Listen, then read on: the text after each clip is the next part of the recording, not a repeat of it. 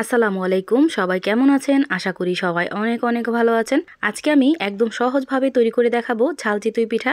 একদম ইউনিক একটা রেসিপি বলতে পারেন।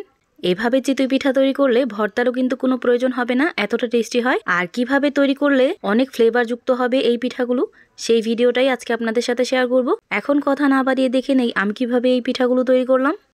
এই পিঠাগুলো তৈরি করার জন্য একটা বলে আমি 1 কাপ পরিমাণ নিয়ে নিলাম পোলার চাল।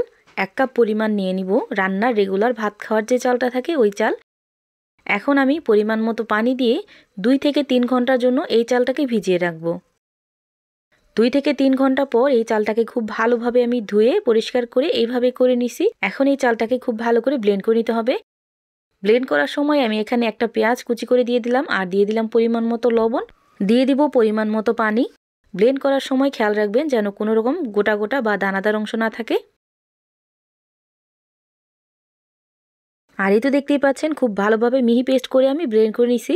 এখন এখানে দিয়ে দিব 1/2 চামচ পরিমাণ হলুদ আর মরিচের গুঁড়া, দিয়ে দিছি 3টা কাঁচামরিচ কুচি করে, আপনারা ঝালের পরিমাণটা বুঝে তারপর দিয়ে দিবেন।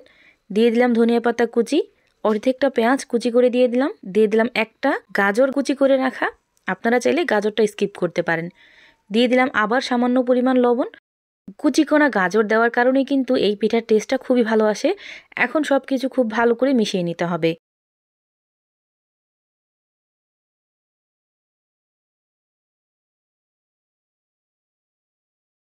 এই ব্যাটারটা আরও পাতলা করতে হবে, এজন্য আমি আরও 1/2 কাপ পরিমাণ পানি এখানে ব্যবহার করব। এই পিঠায় সুন্দর একটা ফ্লেভার আসার জন্য এখানে আমি পোলার চাল ব্যবহার করছি।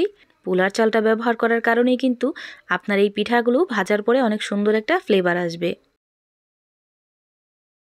পিঠার গোলাটা যদি পারফেক্ট হয় তাহলেই কিন্তু আপনার পিঠাগুলো একদম পারফেক্ট হবে। এই কথাটা মাথায় রেখে পিঠার গোলাটা তৈরি করে নেবেন। আর এই তো দেখতেই পাচ্ছেন পিঠার গোলাটা কিন্তু একদম পারফেক্টলি রেডি। এখন আমি পিঠাগুলো তৈরি করে নেব।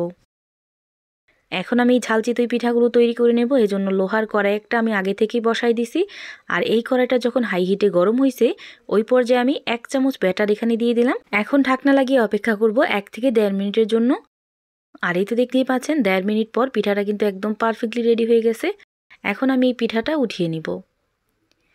এই পিঠাগুলো ভাজার সময় চুলার হিটটা মিডিয়াম টু হাই হিটে রেখে তারপর এই পিঠাগুলো ভাজবেন।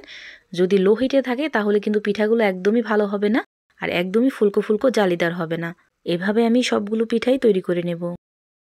আমার এই ভিডিওটার কোনো অংশ যদি আপনাদের ভালো লেগে থাকে তাহলে লাইক, কমেন্ট অ্যান্ড শেয়ার করতে ভুলবেন না।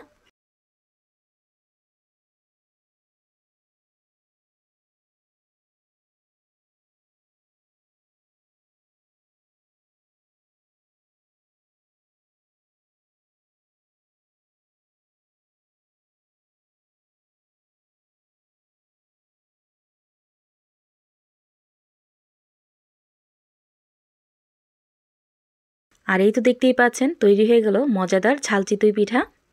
বাসায় অবশ্যই একদিন ট্রাই করবেন, ইনশাল্লাহ আপনাদের কাছেও খুবই ভালো লাগবে।